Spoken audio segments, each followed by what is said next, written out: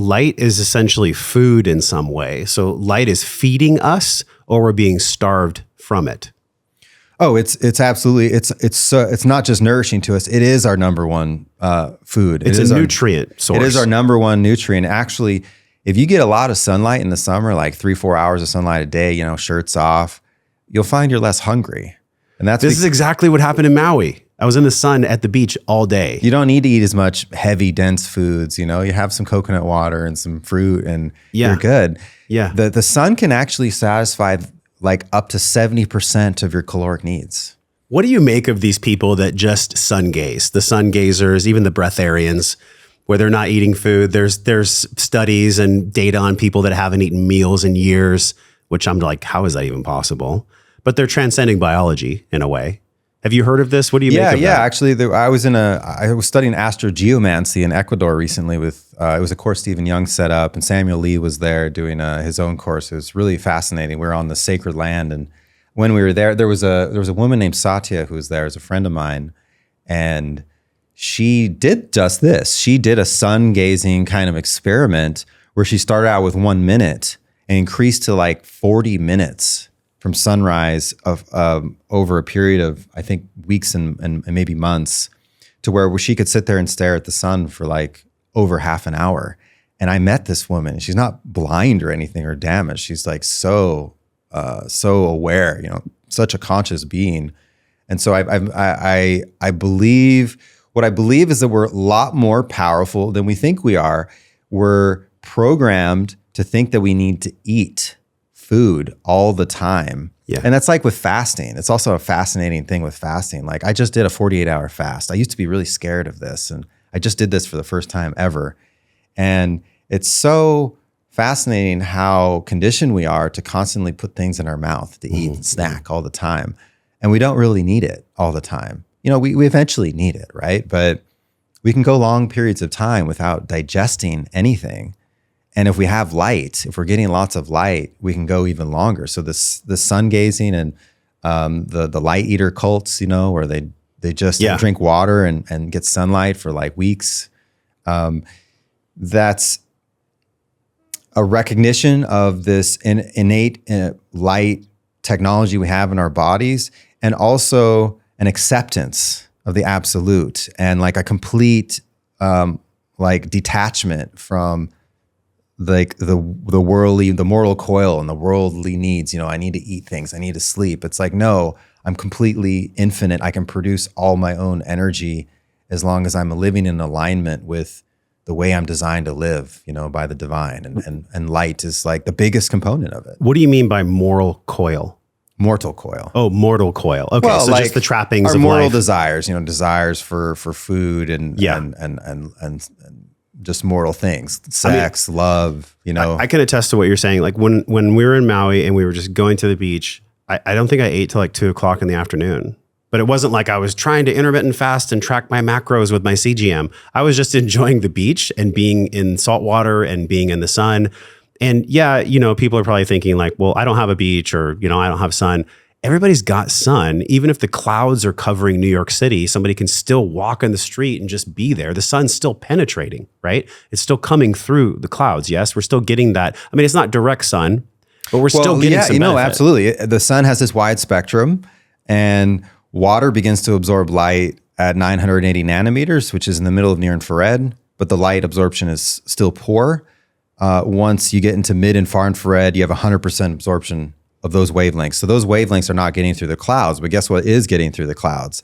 The optimal heat therapy wavelengths are getting through partially, and the photobiomodulation wavelengths, 700 to 1,000. So the wavelengths that give us energy in our cells and activate mitochondrial healing, inflammation, and reduction, and all the DNA repair stuff and the anti-aging stuff, that's getting through the clouds. So even on a cloudy day, you're getting the benefit from the most magical, nourishing component of sunlight, that near-infrared component that not only gets through the clouds and the atmosphere, but actually also penetrates the most deeply into the body. So if you want to photobiomodulate your brain, red light doesn't get in deep. Red light is absorbed by melanin and hemoglobin, which we also have. We have blood all over in our bodies. The only wavelength that penetrates bone tissue consistently and deeply is near infrared. So we have mitochondria in our bones, but like the biggest, thickest bone in our body is our skull. And so nourishing arguably the most important part of our nervous system is our brain. We need near infrared light to do that. So even on a cloudy day, you're getting that nourishment. And when you use an electric light, like a sauna space light, you're getting that nourishment. So my buddy had a TBI in 2012, and he just messaged me yesterday. And I told him, okay, not only are you going to use supplementation for anti-inflammation, but also use the firelight, use the glow. Have you come across any research on, putting it proximally like close to the head for TBI, and how can the glow light or this photobiomodulation help TBI? Yeah, well, I can't make medical claims, Josh. None of this is medical advice, y'all. Even though the best stuff comes from podcasts. But I have many customers who have had great improvement actually in traumatic nervous system injury, not just to the brain, with our products. One of them's this guy Calvin Belaster, who fell off like a water tower. He's based in Austin, so he fell off this water tower, smashed his brain. He was in the coma in a hospital for a long time, and using the sauna space sauna for a long time, for months and years, it slowly helped him to completely recover. There's some other things that he was doing too, but I mention that because if we look at the photobiomodulation literature, there's so much research in improvement of TBI and improvement of neuropathy symptoms.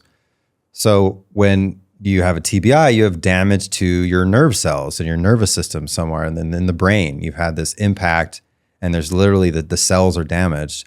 So light therapy comes in, the near infrared light goes into and hits the mitochondria in the brain cell, and it promotes regeneration and healing and inflammation reduction and anti-aging. So it corrects the function of the cell itself. And on top of that, when you're doing all of the cells of the brain, it's helping to reestablish connections and repair the interworking of all the cells together collectively. So absolutely, there's such interesting research in improvement of TBI, which conventional medicine says there's not a whole lot you can do after a certain period of time. That's absolutely not the case at all.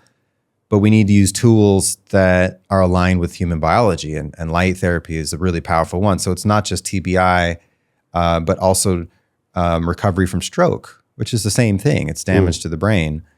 And people who have neuropathic symptoms, like people who have MS and fibromyalgia and things like that, where their nervous system is not working right, and it results in these strange sensations, gut issues, like balance issues, movement issues.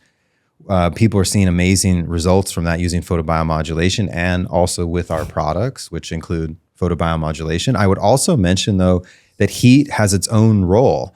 So sauna is also improving the functioning of the nervous system. And both the light therapy and the sauna therapy improve cognitive function. So what's going on here? One of the things is that heat promotes the production of brain-derived neurotropic factor in the brain cells. And heat, that's like Miracle-Gro for your brain. It's a very important factor in your brain cells. And also the heat, one of the effects of heat is through the creation of heat shock proteins. One of their roles is to correct protein folding. So the proteins are these complicated structures they're the kind of, I call them the line workers in the body. The assembly workers are doing all the hard work in all the cells. Most of them, as soon as they're generated by the ribosomes, as they're coming out, and when they're newly made, they're already misfolded, like 20 to 30% of them. And so there's this built-in system of correcting the workers that are made that are not like perfectly made, is constantly correcting them with heat therapy, with sauna. And when you do that in your brain cells, you're improving protein function and the proteome. So where the proteins are, and when they refold, they're like lock and key mechanisms. Whenever they're talking to each other and doing things, all of those connections and all that communication is improved also in the brain. So there's a fair amount of research of improvement of like neuropathy, fibromyalgia, and things like that with sauna use, which goes back to, I think I might have mentioned in the last podcast, is the other like huge amazing thing about sauna is that frequent use of sauna reduces risk of dementia. And that's like a 30-year human study now in Finland that's still ongoing with thousands of people. And what's going on there? It's doing something to correct the resilience and the plasticity of the nervous system, of the brain. Make sure you subscribe to the podcast. Click the link if you want to watch the full episode, and I will see you in the next video.